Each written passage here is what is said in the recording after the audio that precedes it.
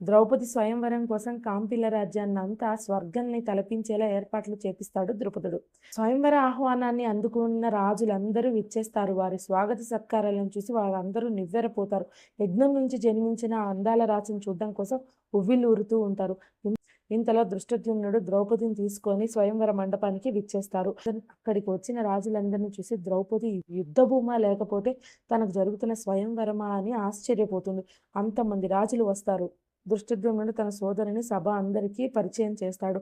అక్కడ వచ్చిన రాజుల పేర్లన్నిటినీ చదివి ద్రౌపదికి వినిపిస్తాడు. యంత్రాన్ని గురించి వివరించి ఇది ఛేదించిన వారిని తన సోదరి వివాహం ఆడబోతుంది అని చెప్పి ప్రకటన చేస్తారు. ఒకరి తర్వాత ఒకరు రాజులందరూ వచ్చి ఆ యంత్రాన్ని ఛేదించే ప్రయత్నం చేస్తారు. చాలా మంది రాజులు యంత్రాన్ని ఛేదించడం కాదు కదా, ఆ ధనస్సుని ఎత్తి పట్టుకోవడానికి కూడా అర్హులు కాలేకపోతారు.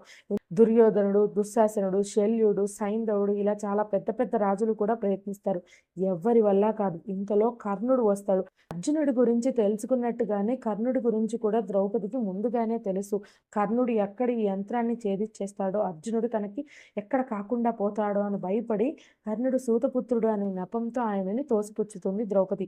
ఇంకా ఈ సభలో ఎవ్వరు మత్స్యయంత్రాన్ని ఛేదించలేరు అని అనుకుంటున్న సమయంలో ఒక బ్రాహ్మణుడు లేచి ఆ మత్స్యయంత్రాన్ని ఛేదించబోతాడు. అక్కడ ఉన్న రాజులందరూ ఆయనని హేళన చేస్తాడు. విలువిద్యలలో నేర్పరి అయిన ఒక క్షత్రియుడు ఛేదించలేని యంత్రాన్ని ఒక సాధారణ బ్రాహ్మణుడు ఛేదించగలడాన్ని హేళన చేస్తున్న సమయంలోనే క్షణాల్లో ఆ బ్రాహ్మణుడు ఆ విల్లుని ఎక్కుపెట్టి యంత్రాన్ని ఛేదించేస్తాడు. వెంటనే ద్రౌపది తన చేతిలో ఉన్న వరమాలను ఆ బ్రాహ్మణుడి మెడలో వేసి, ఇంతటి సౌందర్యవతి ఒక బ్రాహ్మణుడికి భార్య కావడం అక్కడ సభలోని చాలా మంది జీర్ణించుకోలేకపోతారు. అంతేకాదు ఆయన మీదకి యుద్ధానికి కూడా దండెత్తి వస్తారు. ఆ బ్రాహ్మణుడు వారందరినీ ఓడించి ద్రౌపదిని చేయి పట్టుకొని తన వెంట తీసుకుని వెళ్తాడు. స్వయంవరం ప్రకటించినందుకు ద్రుపదుడికి అల్లుడైతే దొరికాడు, కానీ తన మనసులో ఉన్న అర్జునుడు దొరకలేదు అని చెప్పి చాలా అసంతృప్తితో ఒక పేదవాడి వెంట తన బిడ్డను పంపించడం ఇష్టం లేకున్నా కూడా తన పరాక్రమాలను చూసి కొంతవరకు సంతోషించి చాలా కానుకలను ఇచ్చి పంపిస్తాడు. ద్రౌపదుడు బాధపడుతూ ఉంటారు, కానీ ద్రౌపది ఏమాత్రం బాధ లేకుండా ఆ బ్రాహ్మణుడి చేయి పట్టుకొని తన వెంట వెళ్తుంది.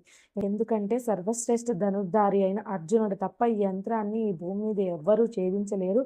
బ్రాహ్మణుడి వేషంలో వచ్చింది అర్జునుడి అని ముందుగానే గ్రహించింది కాబట్టి క్షణాల్లో వరమాలని ఆయన మెడలో వేసింది.